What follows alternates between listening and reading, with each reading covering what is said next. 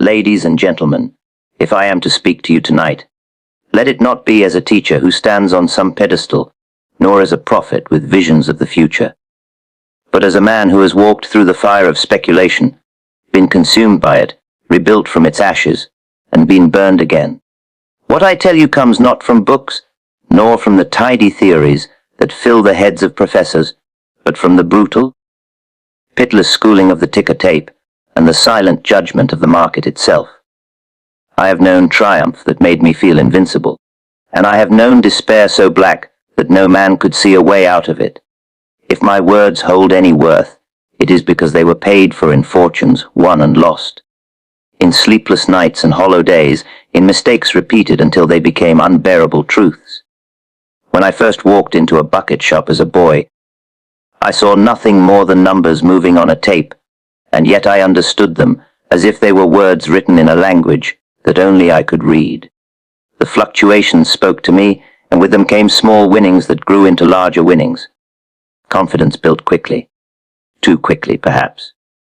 A boy who finds he can beat the tape thinks himself cleverer than the world.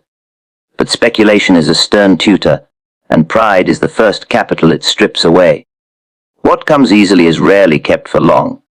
The first lesson I learned, and learned again many times, is that the market is bigger than any man. It will humble you the moment you think you have mastered it. The path was simple at first. Prices move, I follow. When they rise, I buy. When they fall, I sell. It was so clear, so natural, that I could scarcely believe others did not see it the same way. But soon I outgrew the bucket shops, as surely as a snake sheds its skin, and I stepped into the great game on Wall Street itself. There I learned the second truth. The market may be the same in all places, but the stakes are larger, the tricks more elaborate, and the consequences merciless. You cannot treat $1 million market as you would a $50 flutter. Scale changes the very air you breathe. When I tried to play the same way with bigger money, I discovered that the game had changed, and that what had worked for a boy in the shops did not work for a man with the size of capital that moves prices instead of merely following them. The market punished my ignorance as surely as a whip across the back. I lost, and I lost heavily. Yet each loss carved its lesson into me deeper than any book could. I learned that my method must evolve as my capital grew. That to repeat the same play without adjusting for size was folly, and that the larger my stake, the more patience and timing were required. Let me confess something that many traders will not. Losing does not only empty the pocket, it poisons the mind. A man may know all the rules, may even see the truth before him, and yet the memory of his last loss will paralyze his hand when the opportunity presents itself. Fear will whisper, "Remember the pain," and greed will whisper, "This time will be different." And between the two voices a man is torn to pieces. The hardest thing in speculation is not to think correctly, but to act correctly, to act when you must and refrain when you must not, and to do so without the poison of past mistakes clouding your judgment. Discipline is not a word for books, it is the life or death of the trader. And yet, despite the pain, I rose. Time after time, when I had been wiped out, I came back. I studied, I watched, I waited, and when the tide turned in my favor, I struck hard. This is the strange gift of the market. It always offers another chance, but never to the unprepared.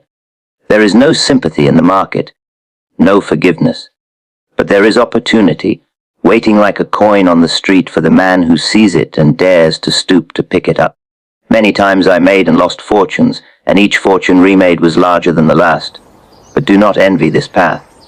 For every rise the fall waited, and every fall struck deeper than the one before. I will tell you something about crowds, for no trader can afford to ignore them. The market is nothing but human nature on display, magnified and multiplied. Hope, fear, greed, panic, these are the forces that move prices far more than earnings or production or politics. A man who can read the crowd, who can sense when the great body of traders leans too far one way or another, has an advantage no calculation can match. But beware, when you trade against the crowd, you must be strong enough to endure being wrong before you are proved right. I have often known I was right in the long run, and yet I was ruined in the short run, because my timing was off. Being early is no better than being wrong when your capital runs dry before the market comes around. There were days when the tape sang like music to me, when each movement confirmed my reading, when profits rolled in, and it seemed as though I could not lose. In those days I felt a power that lifted me above other men, a certainty that the market and I were one. And then there were days when the same tape mocked me, when every turn was a trick, and every profit was snatched away before I could claim it. Those days taught me humility, though I often forgot the lesson soon after. Success breeds arrogance, arrogance breeds disaster. Over and over I proved this with my own fortune. It is not enough to know the market. You must know yourself, and knowing yourself is the hardest knowledge of all. There is another enemy, more subtle than fear or greed. It is boredom. The market rewards patience, but patience means waiting, and waiting breeds restlessness. A trader who cannot wait will trade when he should not, will seek action for its own sake, and in doing so will hand his money to the market in exchange for nothing. I too have fallen to this weakness. Many of my worst losses came not from great mistakes of judgment, but from the simple inability to sit still when there was nothing to do. A man must learn to wait for the high probability opportunity, and when it comes, to act with all his might. Until then, he must sit like a hunter in the blind, watching, silent, unmoving. Few men can endure such waiting. Fewer still can act with decision when the time comes. But it is the only way. Now let me speak of ruin, for I have known it more than once. To be ruined is not only to lose money, it is to lose reputation, to lose friends, to lose the faith of others and of oneself. It is to walk down the street and feel the eyes of men upon you, knowing they whisper of your fall. It is to sit alone at night and ask yourself if you were ever truly wise, or only lucky, and whether the world has finally unmasked you as a fool. No man escapes ruin without scars, but scars can teach if a man will let them. I learned in ruin what success could never teach me, that nothing is permanent, that the market cares nothing for you, that survival is more important than victory. He who survives can fight another day. He who is destroyed has nothing left but stories. I tell you this, too. The greatest enemy of the trader is his own desire for wealth beyond reason. It is not enough to make a fortune. The mind whispers that it must be doubled, tripled, multiplied without end. The same hand that once trembled with joy at 10,000 will later throw away millions in pursuit of more. I have seen it in myself. I have seen it in others, and it leads always to the same place. A trader who seeks only money will never have enough, and in seeking, he will destroy himself. The true art of speculation is not in making money, but in making correct decisions, in mastering the self, in playing the game with honor against the impersonal forces of the market. The money is but a scorecard, nothing more. And yet, money is power, and power is intoxicating. I confess I was drunk with it more than once. I lived as a king and lost as a beggar, and in both states I was still the same man, chasing the same ghost across the ticker tape. Perhaps that is the true lesson, that the game itself is the attraction, that speculation is not a means to an end, but an end in itself. For if it were only about money, I could have retired after the first great fortune. But I did not, I could not. I returned to the game again and again, as a moth returns to the flame, unable to resist the light even knowing it will burn. Some will hear this and shake their heads, calling me reckless, foolish, addicted. Perhaps they are right. But I tell you this, to have lived without playing the game would have been a lesser life. To have known the market, in all its cruelty and generosity, its beauty and its terror, is to have lived fully. Few men can say they have faced the market and won, even for a time. Fewer still can say they have faced it and lost, and returned to face it again. That is the true courage of the trader, not in victory, but in persistence. If you would take anything from my story, take this: the market is a hard master, but a just one.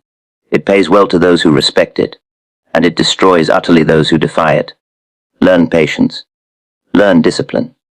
Learn to act without hope and without fear, guided only by the truth of the price before you. Do not trade for excitement, or for vanity, or for greed. trade because you have read the tape, because the conditions are right, because your judgment is clear and your plan is sound. And when the trade goes against you, as it surely will sometimes, accept it without bitterness, without doubling down in anger, without chasing what is already lost. The market does not care. It moves on indifferent, and only the trader who can do the same will survive.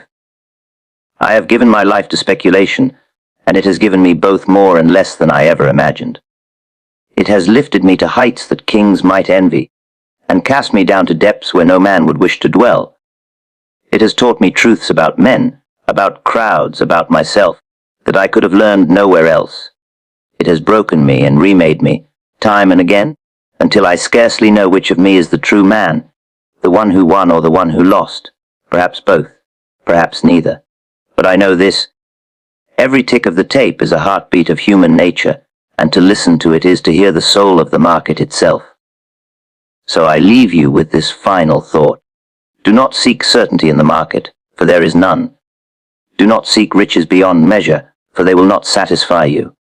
Seek only to play the game well, to survive its storms, to act with discipline, and to accept with humility.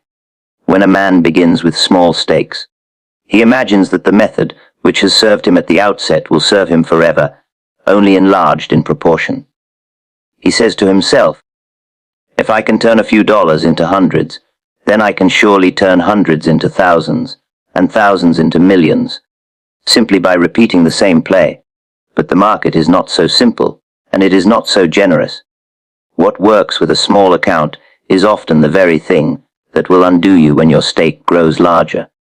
A boy tossing pebbles into a pond may delight at the ripples he makes, but the man who tries to toss boulders will soon find that he has disturbed the whole water. Size changes everything, and the market punishes those who fail to recognize it. With a small stake, a man can dart in and out of the market like a fish, unseen, unnoticed, making his profits on the edges where no one cares about his presence. The bucket shops of my youth were the perfect training ground for such maneuvers. A few shares here, a few shares there. The numbers on the tape scarcely registered my movements. I was invisible, and invisibility is a great advantage to the small speculator. He can make his play and take his profit without leaving a trace. But once the stake grows, once you are no longer a minnow but a whale, the very act of buying or selling changes the situation. You cannot slip in unnoticed. Your orders move prices. Your presence is felt. What once required only speed now requires cunning, patience, and timing of a different order. A boy who makes 100 in a day feels like a genius. He imagines that the same percentage gain on 100,000 is waiting just around the corner. But when he tries it, he discovers that the market is not so accommodating. The liquidity that absorbed his tiny play cannot absorb his larger one without shifting the very price he hopes to capture. He is no longer reacting to the market, he is creating it. This is a different game altogether, and it demands a new method. Yet most men, drunk on their early successes, refuse to change. They believe they can scale up their old tricks and reap fortunes. Instead, they reap ruin.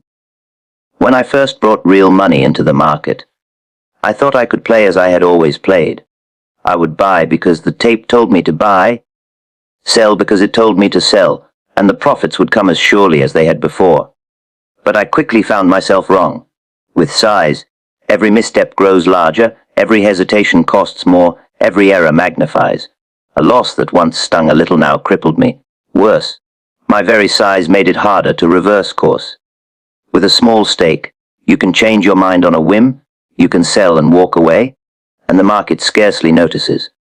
With a large stake, you cannot unwind so easily. The very act of selling drives the price against you.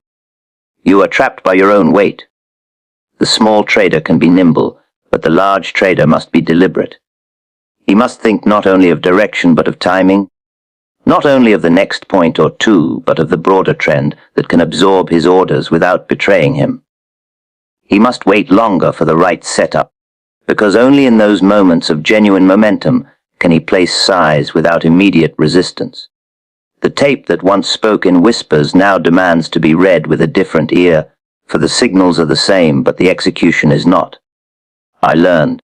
painfully and repeatedly, that size is the most merciless teacher in speculation. It punishes the hasty, the greedy, and the stubborn with equal cruelty. One of the hardest lessons was that profits could no longer be taken quickly. A small speculator can afford to grab a point here, 2 points there, and be content. A large speculator cannot. The commissions, the slippage, the sheer difficulty of moving size in and out make such small profits meaningless. He must aim for the larger swings, the real movements that justify the risk of putting heavy money to work. This requires patience, a quality that does not come easily to men intoxicated by the action of the market. To sit, to wait, to do nothing until the tide itself moves. This is the discipline that separates those who survive from those who vanish. I had to learn to wait for the big moves, to hold positions for longer than I thought I could, to endure the fluctuations that shook me with fear, because only by capturing the broad market swings could I make my size work in my favor instead of against me. Yet waiting carries its own dangers. A large trader who waits too long, who hesitates at the critical moment, loses not only the profit, but the opportunity itself. The window closes. The crowd rushes in. The move is spent before he even places his order. With a small stake, you can afford such mistakes. For another opportunity always lies just around the corner. With a large stake, missed opportunities are costly, not because they drain the account, but because they weaken the resolve. Doubt grows. Frustration builds. The temptation to force a trade, to act simply because nothing has been done for too long, grows unbearable. And that forced trade, made without the clear signal, is often the one that destroys months of careful preparation. I discovered that the very psychology of trading changes with size. A small trader can treat the market as a game, taking his winnings lightly and his losses without much pain. A large trader cannot. Every decision weighs heavily, every fluctuation feels magnified, and the mind itself becomes the greatest obstacle. The fear of losing large sums paralyzes, and the greed for large sums blinds. It is one thing to watch a small position swing against you by a few hundred. It is another to watch a massive position swing against you by millions. The pressure is unbearable to most men, and it breaks them. I have felt that pressure. And I can tell you that it does not make a man wiser, it makes him desperate, unless he has learned iron discipline. The shift from small to large is not only a matter of numbers, it is a transformation of the entire game. With small money, you can think only of yourself. With large money, you must think of the crowd, of liquidity, of the very structure of the market. You must be part trader, part general, planning campaigns instead of raids, thinking in terms of strategy instead of tactics. A raid can win a skirmish, but only strategy can win a campaign. And campaigns require patience, resources, and the willingness to endure setbacks without losing the larger vision. The irony is that many men ruin themselves precisely because they cannot let go of the habits that brought them their first success. They believe that the tape has blessed them with a special gift, that the market will bend to them as it did when they were small. They fail to see that the market has changed not because its nature is different, but because their own size has altered their relationship to it. They are no longer students of the tape, they are actors upon its stage. And actors who forget they are no longer in the audience always come to grief. I learned, often too late, that humility must grow in proportion to capital. The larger the stake, the more cautious the trader must become. The small trader can afford to be reckless and recover. The large trader cannot. Recklessness at size is fatal. The larger the position, the fewer the opportunities worth seizing, and the longer the waiting between them. Impatience at small size is forgivable. Impatience at large size is ruinous. The small trader thinks he has conquered the market when he doubles his account. The large trader knows he has only survived another day when he preserves his capital. This is the difference size creates, and it is a difference that most never learn until it is too late. To be right in speculation is not enough. A man may see the truth as clear as the sun at noon. He may know beyond any doubt that the market must turn, that prices cannot hold, that the great swing is inevitable, and yet if he is too early, he is as ruined as the man who was wrong. This is one of the cruelest truths the market teaches, for it mocks the very idea of foresight. Men imagine that the secret is to predict, to know before others what must come. But the market does not reward the first to know. It rewards the one who acts at the moment when the world is ready to agree. To be too soon is to be crushed under the weight of the crowd, even when the crowd is marching toward its own destruction. I have been early more times than I care to count. I have sold stocks at the very beginning of great declines, only to watch them soar further before they finally collapsed. I have bought into the start of great bull markets, only to be shaken out when the rally stalled before its true run began. Each time I was right in the long run, and each time I lost heavily in the short run. My vision did not fail me, but my timing did. And timing is everything when capital is finite. The market can stay wrong longer than you can stay solvent. Those who forget this truth learn it at the cost of their fortune. The crowd is never in a hurry to admit its error. When prices are high and men are giddy with profits, you may see clearly that the end is near. The signs are plain speculation everywhere. Money thrown at worthless stocks, fortunes made overnight. You sell, believing yourself wise, but the crowd has not finished its revelry. They push prices higher still, and each point against you drains your account, until you are forced to cover at a loss. Later, when the collapse comes just as you foresaw, you are no longer in the game. The man who was wrong but stayed with the crowd may even come out better than you, for he rode the last wave of profits while you drowned in your own correctness. This is the paradox of being early. Likewise in a bear market. When prices are beaten down and despair is everywhere, you may see that the tide is about to turn. You buy, confident that the bottom is near, that the great recovery is at hand. But the crowd is not ready to believe. They sell more, driving prices lower. Each new low shakes your confidence, and each margin call forces you closer to ruin. By the time the market finally reverses and races upward, you have been thrown out, a casualty of your own foresight. You were right, but you were too soon, and in speculation that is no better than being wrong. The small trader may shrug at such lessons, for with small size, being early can sometimes be endured. He can hold, he can wait, he can ride out the storm until the market vindicates him. But with size, being early is fatal. The larger the stake, the more pressure each fluctuation brings, the more impossible it becomes to hold through the storm. Size magnifies timing. What might be survivable for a small man becomes deadly for a large one. And so the larger you grow, the more essential it becomes not only to be right, but to be right at the right time. The danger of being early is made worse by pride. A man who sees the truth before others feels a certain arrogance. He believes himself superior, more intelligent, more perceptive. He grows stubborn. He holds to his position because he knows he is right, and in the end he will be proved right. But the market does not pay him for his knowledge, it punishes him for his obstinacy. The tape does not care that he has foreseen the inevitable. It only cares that his position is bleeding, and it will bleed him until he is forced out. I have done this myself, more than once, convinced that my foresight gave me a kind of immunity. It did not. The market stripped me of that illusion as ruthlessly as it strips men of their fortunes. Patience is the antidote to this poison. But patience is hard when you know the truth. To see what must come, and to wait for it is the hardest discipline of all. A man who waits too long risks missing the move altogether, and a man who acts too soon risks being broken before the move arrives. There is no formula for this balance. It is a matter of judgment, of experience, of listening to the tape until it speaks not only of direction but of readiness. The signs are subtle.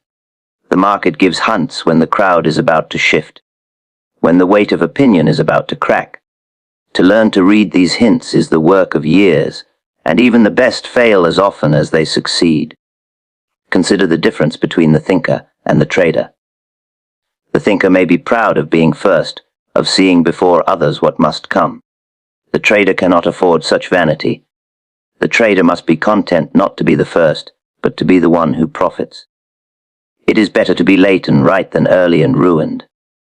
The trader waits until the market confirms his judgment. until the tape itself shows that the crowd has begun to turn. He does not seek to outsmart the market by hours or days. He seeks to align himself with it at the moment of change. This is not as satisfying to the ego, but it is the only way to survive. I recall times when my judgment told me the market was finished with its rise, that stocks were overvalued, that a crash was certain. I sold, I shorted. I took my stand, and I watched in horror as prices rose day after day, mocking me, bleeding me, until I had no choice but to retreat. Weeks later the crash came, as inevitable as I had known it would, but I was not there to profit. I had wasted my strength fighting the crowd too soon. I had been right, but being right too early is the same as being wrong. The market does not keep score in theories, it keeps score in dollars, and in dollars I had lost. The same happened in reverse. At the end of long declines, when despair covered the land, I would see that the market had reached its bottom. I would buy, and for a moment I would feel clever, courageous, far-sighted. Then the market would break again, dragging me down, forcing me out. Later, when the great rally began, I watched it from the sidelines. My capital too depleted to take advantage. Once more I had been right, but too soon. Once more my correctness was worthless. The discipline required is almost inhuman. To see the truth, to know it, and yet to wait until the crowd confirms it. That is the task. Most men cannot bear it. They act as soon as they know, unable to sit still, unable to endure the torment of inaction. They pay the price for their impatience. The rare man who can wait, who can hold his fire until the exact moment, is the one who profits. The rest are left to boast of how they saw it coming, a poor consolation for an empty account. The irony is that the market often rewards the foolish who simply follow the crowd more than the wise who see ahead of it. The fool rides the last wave of profits before the crash, the last decline before the rally, and by sheer luck of timing he profits where the wise man loses. But this luck is not lasting. The fool will give back his profits in time, while the patient trader, if he can endure the waiting, will harvest again and again. Yet the temptation to act early, to prove oneself smarter than the crowd, remains strong. It is a temptation that has ruined many, myself among them. Being early teaches humility more brutally than being wrong. When you are wrong, you can blame your judgment, your reading of the tape, your analysis. You can adjust, you can learn. But when you are right and still lose, the blow is deeper. It shakes your faith not only in your method, but in the very possibility of success. It makes you doubt whether correctness has any value at all. It is in these moments that traders are most vulnerable to despair, to rashness, to abandoning discipline altogether. And that is the true danger of being early. It does not only take your money, it takes your confidence. And without confidence, a trader is finished before he begins. To guard against this, one must remember that the market is not a place to prove oneself, not a stage for intellect or ego. It is a place to survive and to profit. To survive, one must trade not when he thinks he is right, but when the market shows that he is right. The tape does not lie, but it does not hurry either. It reveals the truth in its own time, not in yours. The trader who cannot wait for that moment will find himself punished, again and again, until either he learns or he is destroyed. There is a difference between losing and being ruined, and a man who speculates long enough comes to understand that distinction in his bones. A loss is an incident, a stumble on the path, an expensive tuition paid to the market in exchange for knowledge. Ruin is something altogether different. Ruin is final. Ruin is the point at which you can no longer play the game. The point at which the market has not only stripped you of money, but of the very means to participate. This is why survival matters more than victory. A man who survives can return tomorrow, next week, next year, and eventually he will find himself on the right side of the great swings. A man who is ruined cannot. He is out of the game, and the market does not remember him. In the beginning, when a trader first tastes the sweetness of profit, he thinks only of winning. He believes victory is all that matters, that to be right is the highest aim. He courts risk recklessly because he imagines himself destined to win more often than he loses. But the market punishes this arrogance without mercy. Even the cleverest trader is wrong often. Even the most disciplined speculator will find himself caught in traps, shaken by fluctuations, betrayed by timing. Victory cannot be guaranteed. What can be guaranteed is that the man who has preserved his capital, who has avoided destruction, will still have the chance to strike when conditions align. That chance is everything. Without it, there is nothing. I have seen men undone, not because they lacked skill or judgment, but because they refused to respect survival. They pressed when they should have waited. They doubled down when they should have cut their losses. They treated the market as if it owed them vindication, as if persistence alone could bend prices to their will. The market does not care. It will drive a man to the poorhouse without a second thought. Survival demands humility. It demands the willingness to admit error quickly, to take the small loss rather than risk the large one. It demands the discipline to stand aside when the tape is unclear, to conserve strength for another day. Victory is tempting, but survival is essential. I remember times when my accounts were high, my fortune immense, and I believed nothing could touch me.